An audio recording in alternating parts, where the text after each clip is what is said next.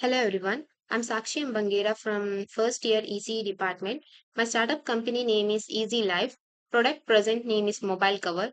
Product proposed name is Eco Glow Mobile Cover.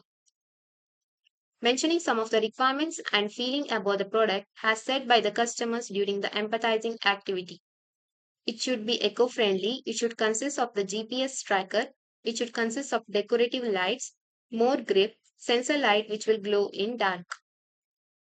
Based on the empathizing stage and considering the feelings and requirements of the customers, many new features are added to the existing product. Existing product name is Mobile Cover. Futuristic product name is Eco Glow Mobile Cover. Some of the additional features to be added are mentioned here. Sensor light will change color according to the weather. Use biodegradable materials. Rough surface for more grip. Include a touch sensitive area to quickly activate the phone's voice assistant.